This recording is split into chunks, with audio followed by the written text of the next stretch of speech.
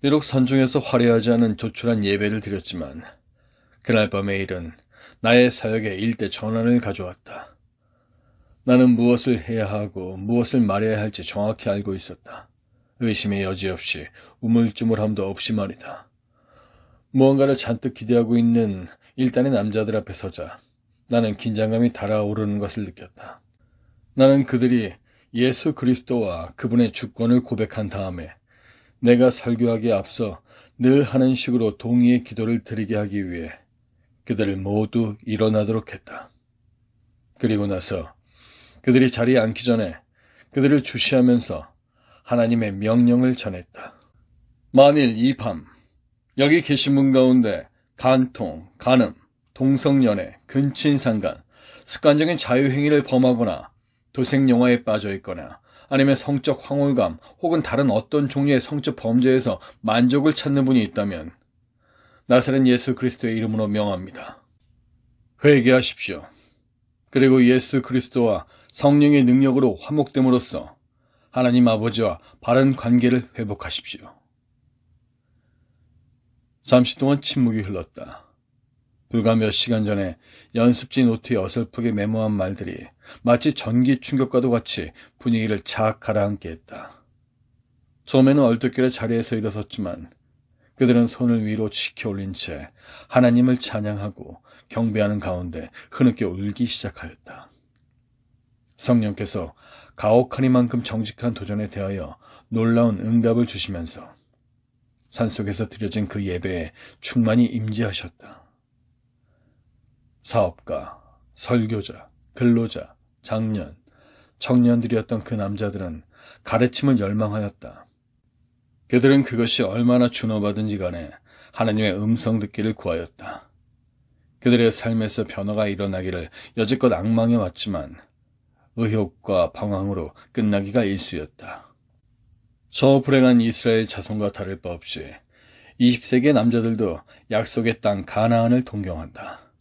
가나안이란 문제가 해결될 수 있고 갈등이 종결되며 관계가 갱신되는 삶을 말한다. 기력이 넘쳐 흐르고 유지되는 삶을 말하는 것이다. 그들은 가나안 복지를 대망하였다.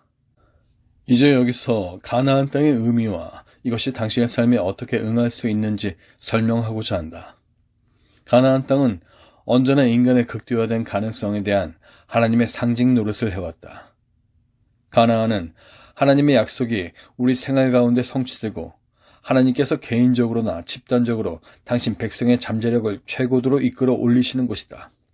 따라서 가나안은 하나님 백성들의 심령, 정서, 육체, 더 나아가서 결혼, 자녀, 직업에까지도 영향력을 행사한다. 구약에서 가나안 땅은 하나님께서 이스라엘을 애굽의 종살이에서 건져내신 후 그들이 살도록 의도하신 곳이다. 거기서 그들은 믿음으로 살아야 했는데 그러면 하나님께서 그들을 향한 자신의 약속을 성취하실 것이었다.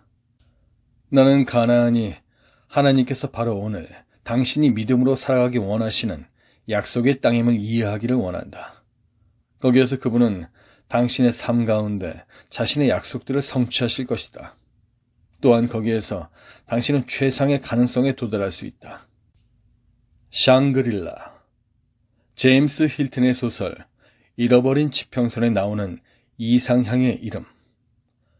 환상이었지만 가나안은 실제이다. 그런데도 이스라엘 백성들은 가나안에 이르지 못하였다. 그들은 고린도전서 10장에 열거된 5가지 큰 이유들 때문에 실패한 것이었다. 이 5가지 이유들은 또한 오늘날의 남자들의 삶에서 왜 가나안 땅을 성취하지 못하는가에 대한 대답이기도 하다. 하나님께서는 남자들이 가나안 땅에 결혼, 사업, 부자관계, 교육을 세우기 원하신다. 그러나 남자들은 결혼, 사업, 그 외 모든 관계에서 높이 이끌어 올려지지 않고 있다. 성취되지 않은 가능성을 지닌 남성.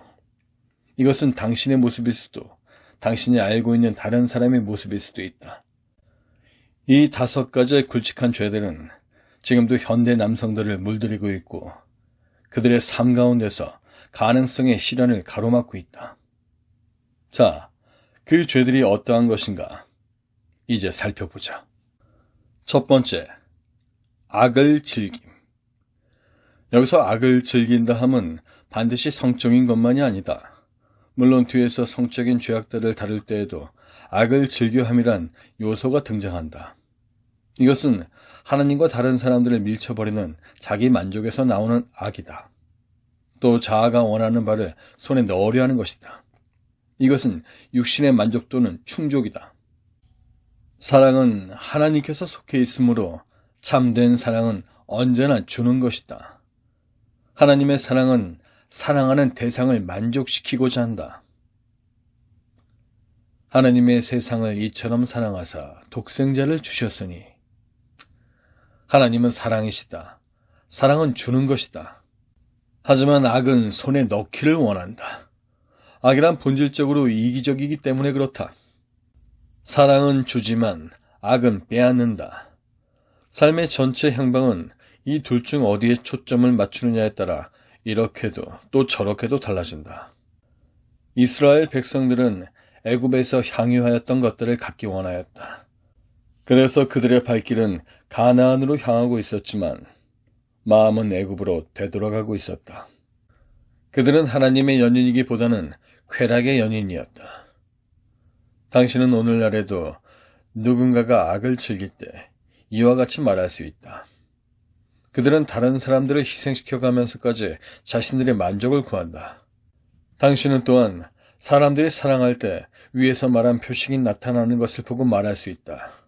왜냐하면 그들은 자기 자신을 희생하더라도 사랑하는 사람의 만족을 추구하기 때문이다. 한 남자가 비록 결혼하였다 할지라도 자기 자신의 만족만을 찾으려 하고 아내에게 충족감을 주지 못하며 불만스럽게 한다면 그는 성적으로 그의 아내에게 악을 즐겨 행하는 것이다. 만일 청년이 애인에게 사랑을 고백한다 하더라도 성적인 만족을 얻으려 하여 애인에게 임신을 시키고 그녀 혼자 그 사실을 알고 겁에 질리게 한다면 그는 단지 악을 즐겨 행하고 있는 것일 뿐이다. 반대로 가족을 위해 수고하는 남편이 지불할 수 없을 만큼 그 아내가 신용카드로 물건을 사버린다면 그녀는 악을 즐겨 행하고 있는 것이다. 아무리 사랑을 고백한다 해도 그것은 악을 즐겨 행하는 것에 불과하다. 동업자가 상대방을 배척하면 그것은 동업자에게 악을 즐겨 행하는 것이다. 심지어 국가들도 다른 국가들을 향해서 악을 즐겨 행할 수 있다. 자, 이제 당신은 사람들이 사랑을 하고 있는지 아니면 악을 행하고 있는지 스스로 분별할 수 있을 것이다. 오늘날 악을 즐겨 행하는 형태는 남자들 그리고 여자들이 그들의 가능성을 극대화시키지 못하도록 가로막고 있다.